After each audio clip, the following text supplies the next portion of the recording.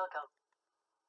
This video will address the spectrum of social work practice, from micro-social work, which is working with individuals, to mezzo social work, working with families or working with small groups, to macro-social work, the actual focus of this course, working with agencies, organizations, communities, and large groups of people.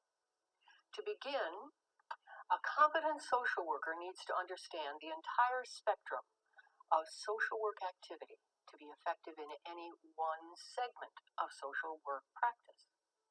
That is, social workers need to understand the interconnectedness of micro-social work, mezzo-social work, and macro-social work. In actual practice, most social workers find themselves working across the spectrum of the field, without being confined just to one aspect of social work activity. Let's take a look at an example. Assume that you are a school social worker. You've been assigned to provide counseling services to a third grader in the school. Now, this would be an excellent example of micro-social work practice. It's counseling. In this case, the child was referred to you by the teacher. The presenting problems include a sullen and uncooperative attitude, fighting with peers on the playground, failing grades. You review the child's records and you determine that he was a good student last year and the problems presenting now appear to be new. After meeting with the child, you conclude that he seems to be reacting to something going on in the home. So, you arrange a meeting with the parents to determine what's going on at home. An excellent example of mezzo-social work practice with families. The parents appear to be loving, caring people who are concerned about their child. However, they acknowledge that they're under a great deal of stress. Father recently lost his job. Unemployment benefits plus income from mother's part-time job is insufficient to meet the family.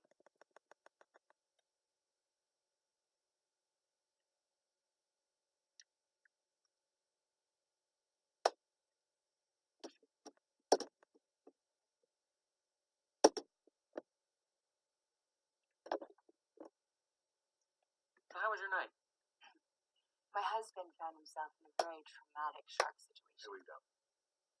As we were planning to go to the waterfall and have a romantic evening, because, as you know, we don't do that very often because of the kids and work. But somehow this crazy, traumatic shark experience was enough to make him neglect his wife. Ronnie, nice to meet you. Well said.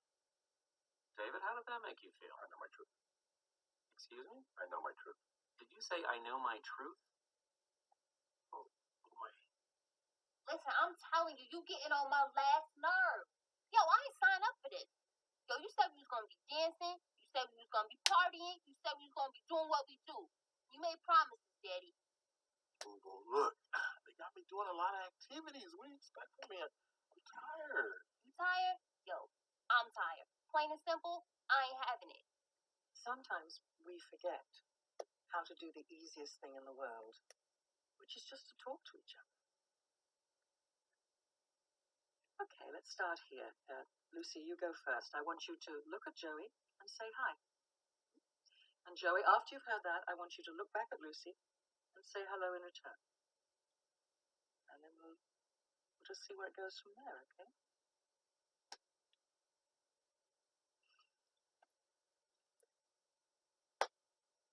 Hi. Hello. You kept saying open and fruitful and other weird stuff. That's not feeling. It's just more talking in short half sentences. And you managed to turn feeling into a job or an activity, and it was exhausting.